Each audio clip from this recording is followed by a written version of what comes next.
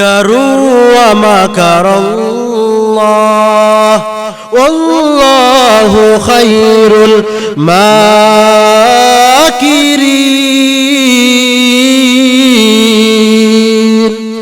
हकीकत से तू दुनिया बेखबर है, दुनिया की नुमाइश पर नजर है। नमी गोयम के आज दुनिया जुदा बाश, बाहर कार के बाशी बा खुदा बाश।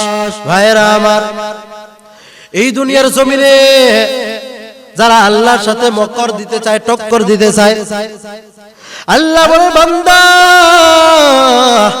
আমি আল্লাহর সাথে কেউ মক্কর দিয়ে থাকতে পারে নাই, আমি আল্লাহর সাথে কেউ কৌশল অবলম্বন করে থাকতে পারে নাই। আমি আল্লাহর চাইতে বড় কৌশল অবলম্বনকারী কেউ নাই, আমি আল্লাহর চাইতে ষড়যন্ত্রকারী কেউ নাই। তোমরা কি একটু লক্ষ্য করে দেখো নাই আমি আল্লাহ তাআলা ফেরাউন, হামান, কারুন কত কত বড় বড় বেঈমানদেরকে ধ্বংস করে দিয়েছি। ওরাও আমি আল্লাহর সাথে টক্কর দিতে চাইছিল, আমি আল্লাহর সাথে ষড়যন্ত্র করতে চাইছিল, কিন্তু কেউ টিকে থাকতে পারে নাই। এই বাংলার জমিনে এবারও যারা উলামায়ে কেরামদের সাথে টক্কর দিতে চায়, আল্লাহর সাথে বাহাদুরি করে থাকতে চায়, তারা কেউ দুনিয়ার জমিনে টক্কর দিয়ে থাকতে পারবে না। আমি আল্লাহর মতো ষড়যন্ত্রকারী কেউ নাই, কেউ নাই।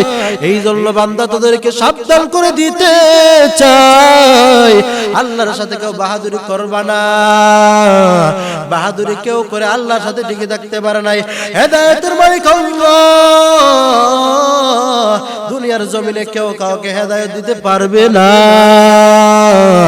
ইন্নাকা লা তাহদি মান আহবাবতা ওয়ালাকিন্নাল্লাহ ইয়াহদি মান ইয়াশা।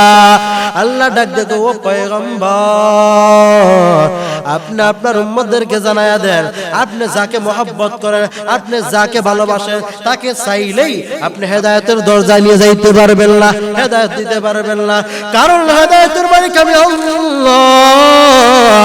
আপনি একটু চিন্তা করে দেখুন, উমর কত বড় বেঈমান ছিল, উমর জাহিলিয়তের যুগে কত বড় বেঈমান ছিল। উমরের নাম শুনলে উমর যেই রাস্তা দিয়ে গমন করে ওই রাস্তা দিয়ে শয়তানও যায় না। উমর এত বড় বীর পালওয়ান, উমর এত বড় বেঈমান। উমর আপনার গর্দন থেকে উড়ানোর জন্য উমর দৌড়ায়। ওই উমরের গলা আমি আল্লাহ তারা হেদায়েতের মালা ঢুকাইয়া দিছে, হেদায়েতের মালা পড়াইয়া দিছে। এই জন্য উমর আপনাকে হত্যা করতে এসে কালিমা পড়ে মুসলমান হয়ে গেল। উমরের সাথী ভাই আবু জাহেলকে আমি আল্লাহ তাআলা হেদায়েতের মালা পরাই নাই, হেদায়েতের মালা তার গলায় দেই নাই। এই জন্য আবু জাহেল এত বড় লিডার হওয়ার পর সেই বেঈমান থাকলো, মুসলমান হওয়ার সুযোগ নাই। এই জন্য আপনাদেরকে বলতে চাই, আবু জাহেল, আবু লাহাব, উতবা, সাইবা পয়গম্বর তার আপন চাচা আবু তালেব, যে পয়গম্বরকে নিজের জীবনের চাইতে ভালোবাসতো, নিজের জীবনের চাইতে পয়গম্বরকে মহব্বত করত। কেমন মহব্বত করত? পয়গম্বরের ভালোবাসা অন্তরে নিয়া আবু তালেব পয়গম্বরের জন্মের সময়, পয়গম্বর যখন জন্মগ্রহণ করলো, আবু তালেব পয়গম্বরের জন্মেতে খুশি হইয়া আবু তালেব তার নিজের বাদীকে আজাদ করে দিল। এত মহব্বত করে পয়গম্বরকে, এত ভালোবাসে পয়গম্বরকে। কিন্তু না, ওই আবু তালেবকে আল্লাহ তাআলা জান্নাত দেয় নাই, হেদায়েতের মালা পরায় নাই। এই জন্য আবু তালেব ইসলাম ধর্ম গ্রহণ করে নাই। পয়গম্বর মৃত্যুর দরজা শায়িত আবু তালেবের দরবারে গিয়ে বলে, ও চাচা, আপনি আমাকে বড় মহব্বত করেন, আপনি আমাকে বড় ভালোবাসেন, আজকে আপনি মৃত্যু শয্যাশায়িত, আপনি একবার জবান দিয়ে এক আল্লাহকে বিশ্বাস করুন, আমি বাতিজাকে পয়গম্বর হিসাবে মেনে নেন, আমি বাকি জিন্দেগির জন্য আপনাকে জান্নাতের মেহমান হিসাবে গ্রহণ করে নিব। কিন্তু আবু তালেব কালিমা পড়বে ভাই, এমন সময় আবু জাহেল আইসা বলে, ও লিডার, সারা জীবন পয়গম্বরের বিরোধিতা করছো, সারা জীবন তার ধর্মের পয়গম্বরের ধর্মের বিরোধিতা করছো, ইসলাম ধর্ম গ্রহণ করো নাই, এখন বুঝি তোমার লজ্জাবোধ লাগে না? মৃত্যু সজ্জায় শায়িত, মৃত্যু সজ্জায় পাঞ্জা লড়তেছো, এখন ইসলাম ধর্ম গ্রহণ করবা? তোমার মতো বীর পুরুষ নয়, তোমার প্রথম কা পুরুষ কেউ নাই। এই কথা যখন আবু জাহেল বলল, আবু তালিব বলে, না না, ইসলাম ধর্ম গ্রহণ করা যায় না। এবার আবু তালেব কাফের বেঈমান হয়ে মারা যায়।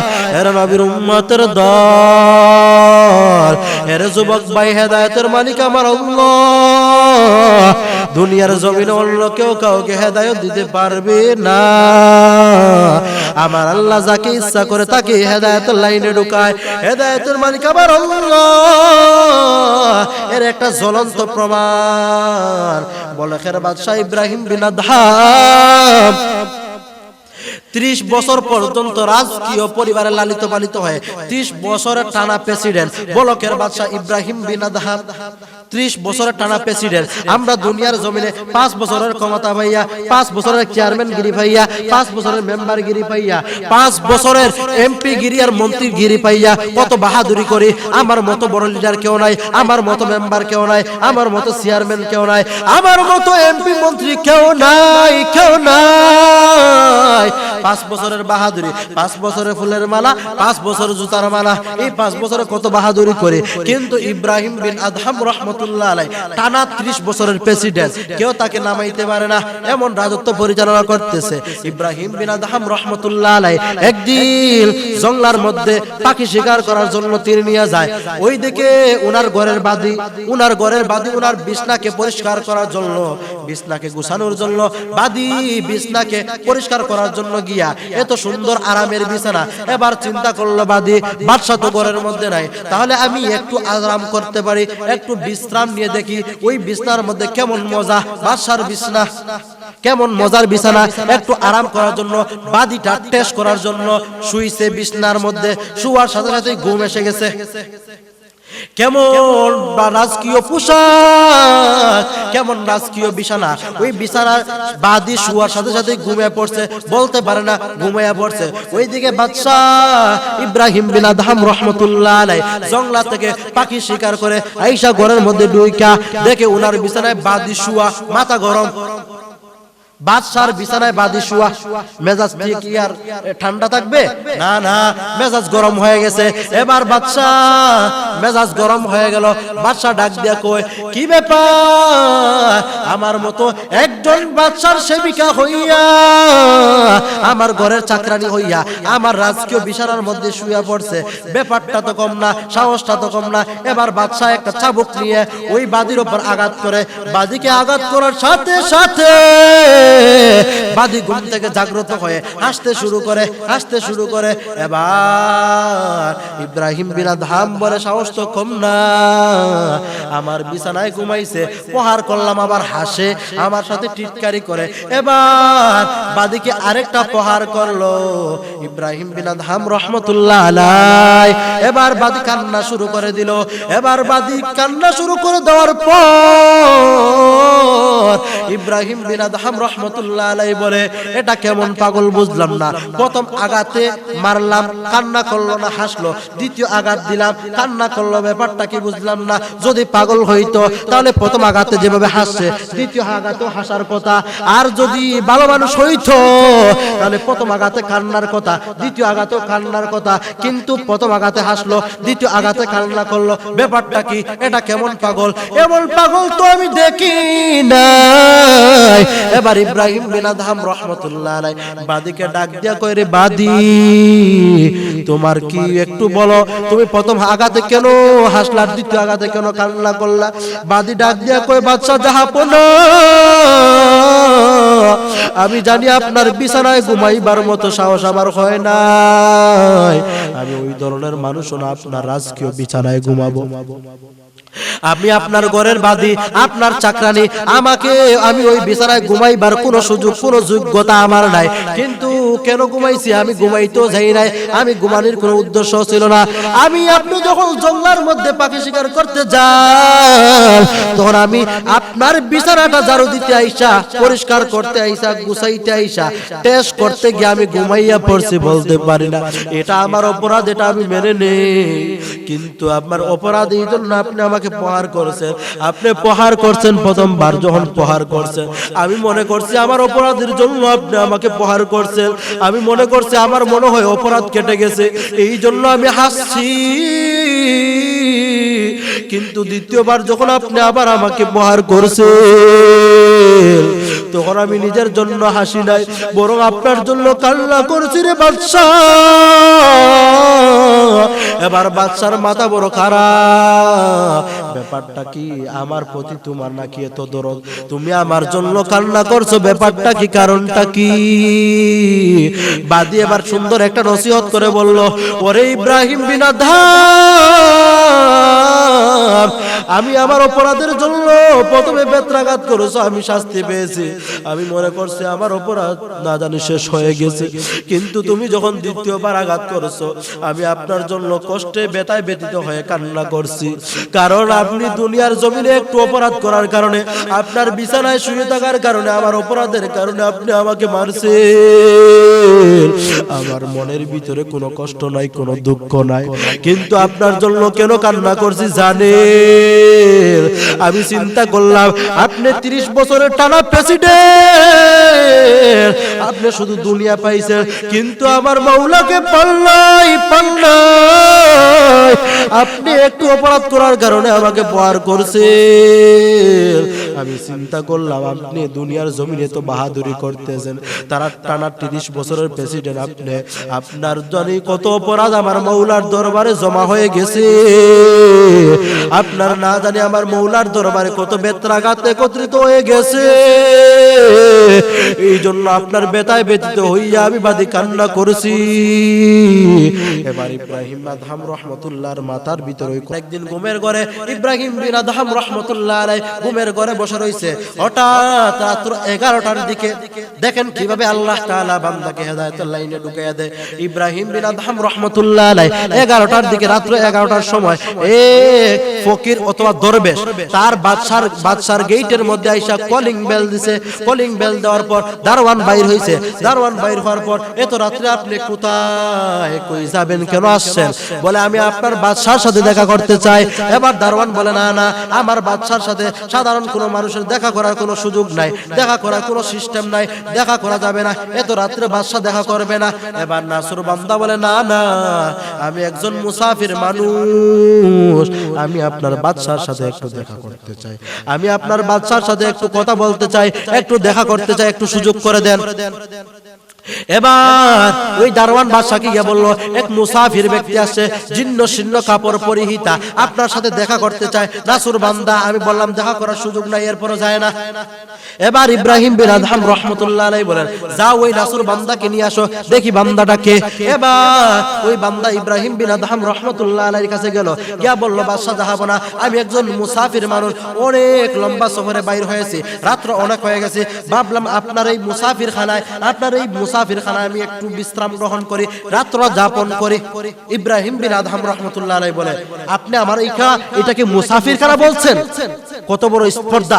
আপনি আমার এত বিশাল বালাখানাকে, এত বিশাল রাজত্বকে আপনি মুসাফিরখানা বলছেন? আপনার তো সাহস কম না? এটা কি মুসাফিরখানা? না না, এটা কোনো মুসাফিরখানা না, এটা হচ্ছে আমার বিশাল বালাখানা। মুসাফিরখানা হচ্ছে আমার বাড়ির বাহিরে একটা গাটিলা রয়েছে, একটা টঙ্গির ঘর রয়েছে, ওখানে তাঁবু টাঙ্গানো রয়েছে, আপনি ওখানে গিয়ে থাকতে পারেন, ডাইল ভাত আছে, গিয়ে খাইতে পারেন, এইটাই হচ্ছে মুসাফিরখানা। এবার ওই মুসাফির ব্যক্তি বলতেছে, বাদশা জাহাপনা, এটা কি মুসাফিরখানা না? বলে না না, এটা মুসাফিরখানা না, এটা আমার রাজকীয় দরবার, এটা আমার বালাখানা, এটা আমার বিল্ডিং। দেখো না কত সুন্দর সুন্দর বিল্ডিং, হাজার হাজার লক্ষ কোটি টাকা ব্যয় করে বিল্ডিং তৈরি করছে, এটা কখনো মুসাফিরখানা হতে পারে না। এবার ওই মুসাফির জীর্ণ শীর্ণ শরীর পোশাকে যে ব্যক্তি গেছে, ওই ব্যক্তি ইব্রাহিম বিন আদহামকে নসিহত করে বলে, ও বাদশা জাহাপনা, আপনার কাছ থেকে জানতে চাই, এর পূর্বে এই বালাখানার, এই রাজত্বের এই জমিনের মালিক কি আপনি ছিলেন? না না। কে ছিল? বলে আমার পিতা। আপনার পিতা কই? বলে অন্ধকার কবরে চলে গেছে। আপনার পিতার পূর্বে এই রাজত্বের মালিক কে ছিল? বলে আমার দাদা। বলে আপনার দাদা কই? বলে আমার দাদা অন্ধকার কবরে চলে গেছে। আপনার দাদার পূর্বে এই রাজত্বের মালিক কে ছিল? বলে আমার দাদার পিতা। বলে উনি কোথায়? বলে উনি অন্ধকার কবরে চলে গেছে। বলে সবাই যদি অন্ধকার কবরে চলে যায় আপনিও এই দুনিয়ার জমিনে থাকতে পারবেন? না না। বয়স কেমন? বলে 50-60 তো হয়েই গেছে, 10-5 বছর বাঁচবো, এর চাইতে বেশি বাঁচবো না। তাহলে এই দুনিয়ার জমিনে যদি আপনি চিরকাল যদি থাকতে না পারে তাহলে এটা মুসাফির খানা ছাড়া কোনো কিছু হতে পারে না। এটা অবশ্যই অবশ্যই মুসাফিরখানা, যেখানে মানুষ থাকতে পারে না, আসলো আবার চলে গেল, এটা মুসাফিরখানা। এটা মুসাফিরখানা ছাড়া কেউ কোনো কিছু হতে পারে না। ইব্রাহিম বিন আদহাম রাহমাতুল্লাহ আলাইহি চিন্তা করে, আসলেই তো আমি শুধু বালাখানা পেয়েছি, আর কোনো কিছু পাই নাই। আমি আমার মাওলাকে পাই নাই, আমি আমার মাওলাকে এখনো পাই নাই। এই জন্য ইব্রাহিম বিন আদহাম রাহমাতুল্লাহ আলাইহি ওই রাত্রে যখন ঘুমিয়ে পড়লো, ঘুমের ঘরে আবার স্বপ্ন দেখে কে জানে ছাদের ভিতরে টক টক করে আসতেছে। ইব্রাহিম বিন আদম ঘুমায় নাই, কে জানে ছাদের ভিতরে টক টক করে আসতেছে। ইব্রাহিম বিন আদম রাহমাতুল্লাহ আলাইহি বলে, এ কে তুমি ছাদের ভিতরে কেন হাঁটতেছো? এত গভীর রাতে আমার ছাদের উপরে কি করো? এবার গাইবি আওয়াজ, ওরে বাদশা আমি আপনার ছাদের ভিতরে আমার একটি হারানো ঘোড়া তালাশ করি। এবার ইব্রাহিম বিন আদম রাহমাতুল্লাহ আলাইহি বলে, ওরে বোকার দল, ঘোড়া হারাইছে জঙ্গলার ভিতরে, আর তুমি আমার ছাদের ভিতরে আইসা ঘোড়া তালাশ করো? তোমার মতো বোকা এই দুনিয়ার জমিনে কেউ নাই। এবার ওই ব্যক্তিকে যখন ইব্রাহিম বিন আদহাম রাহমাতুল্লাহ আলাইহি বোকা বলল, এবার ওই ব্যক্তি গাইবি আওয়াজ, ওরে ইব্রাহিম বিন আদহাম আপনি আমাকে বোকা বলছেন কেন? বলে আমার ঘোড়া হারাইছে জঙ্গলার মধ্যে, আমি তালাশ করতেছি আপনার ছাদের বিল্ডিং এ, এই জন্য আপনি আমাকে বোকা বলছেন। আসলে আমি বোকা নই, বরং আপনি হলেন বড় বোকা। কারণটা কি জানেন? আপনি রাজকীয় পোশাকে রাজকীয় দরবারের মধ্যে বসে আছেন, শুধু দুনিয়া নিয়ে ব্যস্ত, আমার মাওলাকে পাল্লাই। যারা শুধু দুনিয়া দুনিয়া করে থাকে ওদের চাইতে বড় বোকা জমিনের মধ্যে কেউ হতে পারে না। এই জন্য আপনার মতো বড় মুখা দুনিয়ার জমিনে কেউ নাই। এবার তিনটা কটা ইব্রাহিম বিন আদহামের মাথার মধ্যে ঢুকে গেল। এবার ডাক দিয়া বলে, ও দারোয়ান ছাদের ভিতরে কে একটু তালাশ করো। দারোয়ান ছাদের ভিতরে গিয়ে কোনো কিছু পায় না। এবার ইব্রাহিম বিন আদহাম রাহমাতুল্লাহ আলাইহি বলল, না না, আমি ওই বাদশাহগিরি চাই না যে বাদশাহগিরির মধ্যে 5 বছর ফুলের মালা আর 5 বছর জুতার মালা, এমন দুনিয়ার রাজত্ব আমি চাই না। আসলেই তো আমি আল্লাহকে পাই নাই, মৃত্যুর সময় গড়িয়ে আসছে, আমি আমার মাওলাকে কেমনে পাই? এই পোশাকে ইব্রাহিম বিন আদহাম পরের দিন সবকিছু রাজকীয় পোশাক খুলে সবকিছু খুলে ইব্রাহিম বিন আদহাম একটা জীর্ণ শীর্ণ পোশাকে জঙ্গলার মধ্যে আল্লাহকে তালাশ করার জন্য বের হয়ে যায়। ইব্রাহিম বিন আদহাম একটা সোলার বস্তা কাঁধে নিয়ে জীর্ণ শীর্ণ পোশাকে এবার জঙ্গলার মধ্যে চলে যায়। জঙ্গলার মধ্যে চলে যাওয়ার পর ইব্রাহিম বিন আদহাম রাহমাতুল্লাহ আলাইহি দিন রাত 24 ঘন্টা আল্লাহ তাআলার দরবারে কান্নাকাটি করে আর বলে, ওরে দয়ার মালিক, আমার মতো জাহান্নামের শাস্তি, আমার মতো জাহান্নামের প্যাসেঞ্জার কেউ নাই, আমার মতো গুনাহগার এই দুনিয়ার জমিনে কেউ নাই। আপনি যদি আমাকে মাফ করে না দেন, আমার জাহান্নাম ছাড়া যাওয়ার কোনো উপায় নাই। আমি আর ওই দুনিয়ার বাদশাগিরি চাই না, আমি আপনাকে পেতে চাই। এবার ইব্রাহিম বিন আদহাম রাহমাতুল্লাহ আলাইহি জীর্ণ শীর্ণ পোশাকে জঙ্গলার মধ্যে গিয়া আমার মাওলাকে তালাশ করে। দিনটা 24 ঘন্টা আমার মাওলার জিকিরে পাগল পারা হয়ে যায়। ইব্রাহিম বিন আদহাম রাহমাতুল্লাহ আলাইহি জঙ্গলার মধ্যে গিয়ে দেখে আরেক দরবেশ আল্লাহকে পাওয়ার জন্য আল্লাহর জিকির আজকার করে, বহুদিন থেকে আল্লাহ তাআলার জিকির আজকার করে আল্লাহকে পাওয়ার জন্য আল্লাহকে পেয়ে গেছে। ওই বান্দা দেখে খানার সময় অনেক সুন্দর সুন্দর খাবার ওই বান্দার জন্য আসমানের মালিক কুদরতি ভাবে পাঠায়। ইব্রাহিম বিন আদহাম রাহমাতুল্লাহ আলাইহিকে দেখে ওই বাংশা হিংসায় জ্বলে পড়লো, কে আবার আমার খানার মধ্যে আক্রমণ করে বসলো, আমার খানার মধ্যে কে আবার বাঘ বাড়ানোর জন্য চলে আসলো। এবার ওই ব্যক্তির হিংসা হয়, ওই দরবেশের হিংসা হয়। এবার ইব্রাহিম বিন আদহাম বলে, না না, আমি আপনার খাবার খাবো না, যখন আমি আল্লাহর হয়ে যাব, আল্লাহ বলেন মাল্লাহুল মাওলা ফালাহুল কুল, যেই ব্যক্তি আমি মাওলার হয়ে যাব, আমি আল্লাহ দুনিয়ার সবকিছু তার বানায়া দিব। আমি এখন আমার মাওলার হতে পারি না, যদি আমি আমার মাওলার জন্য হয়ে যায়, আমার মাওলা আপনার মতো আমাকে আসমান থেকে খাবারের ব্যবস্থা করে দিবে, আমি আপনার খাবার খেতে চাই না। এবার ইব্রাহিম বিন আদহাম খানা খায় না, উপাস থাকে, আল্লাহ তাআলার জিকির আজকার করে, আল্লাহ তাআলার জিকির আজকার করতে করতে কান্নাকাটি করতে করতে এবার ইব্রাহিম বিন আদহাম রাহমাতুল্লাহ আলাইহি বিশাল বড় রাজকীয় ছেড়ে আসে, আল্লাহর ওলি হয়ে যায়। আল্লাহ তাআলা তার দোয়াগুলোকে কবুল করে নেয়। আল্লাহ তাআলা একদিন কুদরতি ভাবে আসমানের ফেরেশতাদের মাধ্যমে একটা দস্তরখানা দিয়ে বিশাল বড় একটা আয়োজন করে, একটা দস্তরখানার মধ্যে কুরমা ফুলাও পাঠাইয়া ইব্রাহিম বিন আদহামের জন্য খাবার প্রস্তুত করে দেয়। এই খাবার থেকে পাশের দরবেশের হিংসা হয়ে যায়, আমি এতদিন থেকে আল্লাহ তাআলার ডিউটি পালন করি, এতদিন থেকে আল্লাহ তাআলার গুণগান গাই, আল্লাহকে পাওয়ার জন্য আমি পাগল হয়ে গেলাম, কই আমার জন্য খাবার আসে আসমান থেকে, ঠিক নরমাল খাবার, সাদা ভাতের খাবার আসে, কিন্তু ইব্রাহিম বিন আদহাম নতুন আল্লাহকে পাওয়ার জন্য আসলো, তার জন্য কেন এত বিশাল কুরমা পোলাও? ব্যাপারটা কি বুঝলাম না। আল্লাহকে আমার প্রতি জুলুম করেছে? না না, আল্লাহ কুদরতি আওয়াজ দিয়ে বলে, ও ফকির, ও দরবেশ, তুমি ফকিরের ছেলে, ফকির হয়ে আসছো আমি মৌলাকে পাওয়ার জন্য। আর ইব্রাহিম বিন আদহাম কারিম ইবনে কারিম, সম্মানিত বংশের সম্মানিত লোক, সম্মানিত ব্যক্তির ঘরে সম্মানিত ছেলে, রাজকীয় পোশাক ছেড়ে, রাজকীয় দরবার ছেড়ে আমি মৌলার দরবারে চলে আসছি আমি মৌলাকে পাওয়ার জন্য। ইব্রাহিম বিন আদহাম কখনো সাদা ভাত খায় নাই, সাদা ভাত খাইলে তার পেট নষ্ট হয়ে যাবে। আমি আল্লাহ কখনো কারো প্রতি জুলুম করি নাই, যার জন্য যেটা উপযুক্ত আমি আল্লাহ তার জন্য সেটার ব্যবস্থা করে থাকি। ইব্রাহিম বিন আদহামকে সাদা ভাত দিলে তার পেটের সমস্যা হবে, এই জন্য কেউ শেষ কখনো সাদা ভাত খায় নাই, এই জন্য আমি ইব্রাহিম বিন আদহামকে তার উপযুক্ত খাবার খুরমা পোলাও পাঠিয়ে দিলাম, এতে হিংসার কোনো কারণ নাই। এবার ইব্রাহিম বিন আদহাম এইভাবে দিন অতিবাহিত করতে থাকে, জঙ্গলার মধ্যে দিন অতিবাহিত করতে থাকে। হঠাৎ একদিন ইব্রাহিম বিন আদহামের উজির নাজির সবাই জঙ্গলার মধ্যে এসে হাজির হয়ে যায়। জঙ্গলার মধ্যে হাজির হয়ে বলে, ও বাদশাহ, আপনার অনুপস্থিতিতে আপনার রাজকীয় অবস্থা বেশ ভালো না, দেশের মধ্যে দুর্নীতি শুরু হয়ে গেছে, দেশের মধ্যে চুরি ডাকাতি রাহাজারি ইত্যাদি শুরু হয়ে গেছে, আপনি মেহেরবানি করে আমাদের সাথে চলুন, আপনাকে ছাড়া আমাদের দেশ চলবে না। ইব্রাহিম ডাক দিয়ে বলে, না না, আমি আর এমন বাদশাগিরি চাই না যে বাদশাগিরির মধ্যে 5 বছর ফুলের মালা আর 5 বছর জুতার মালা, আমি এমন বাদশাগিরি চাই না। আমি আমার মাওলাকে পেয়ে গেছি, আমি এমন একটা বাদশাহী পাইলাম যেই বাদশাহীর মধ্যে দুনিয়ার কোনো কিছু ভালো লাগে না। আমি ওই প্রেসিডেন্ট আর ওই রাজত্ব চাই না, আমি এর চাইতে বড় প্রেসিডেন্ট হয়ে গেছি, এর চাইতে বড় রাজত্বের মালিক হয়ে গেছি। বলে, কেমন রাজত্বের মালিক হইছো?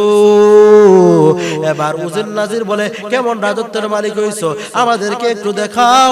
এবার ইব্রাহিম বিন আদহাম রাহমাতুল্লাহ আলাইহি বলে, তোমরা যদি দেখতে চাও তাহলে একটু দেখে নাও, এখন আমি এমন বাদশাহী হইলাম, আগে তোমাদের বলকের মধ্যে শুধু বলকের মানুষেরাই আমাকে প্রেসিডেন্ট মানতো, পশু পঙ্খী কোনো কিছু আমার কথা শুনতো না, কিন্তু এমন আমি আল্লাহ তাআলার বান্দা এমন ভাবে কবুলিয়ত হয়ে গেছি, এমন ভাবে আমি বাদশাহী পাইছি, শুধু বলকের নয়, শুধু মানুষ নয়, ওই জঙ্গলার যত হিংস্র জীবজন্তু আছে সবাই আমি ইব্রাহিম বিন আদহামের কথায় উঠে বসে। এবার তোরা দেখতে চাও বলে হ্যাঁ দেখতে চাই। এবার ইব্রাহিম বিন আদহাম রাহমাতুল্লাহ আলাইহি একটা কাঁথা সেলাই করতেছে, ওনার পোশাক ছিঁড়া পোশাক সেলাই করতেছে একটা সুই দিয়া। ওই সুইটা পাশের মধ্যে বিশাল বড় নদী, ওই নদীর মধ্যে পালাইয়া দিছে একটা সুই, ওই সুইটা নদীর মধ্যে পালাইয়া দিছে। এবার বলে তোমরাও তো প্রেসিডেন্ট, ওই প্রেসিডেন্টের রাজত্বের মালিক ছিলাম, তোমরা কি ওই সুই পানির নিচ থেকে আনিয়ে আমাকে দিতে পারবা? বলে না না। বলে দেখবা আমি কেমনে আনাই? বলে হ্যাঁ দেখতে চাই। এবার ইব্রাহিম বিন আদহাম রাহমাতুল্লাহ আলাইহি নদীর পারে গিয়ে বলে, ও নদীর মাছ, আমি যে সুইটা পালাইছি ওই সুইটা নিয়ে আসো। সাথে সাথে হাজার হাজার মাছ এক একটা সুই মুখে নিয়া, স্বর্ণের সুই মুখে নিয়া ইব্রাহিম বিন আদহামের সামনে হাজির হয়ে গেল।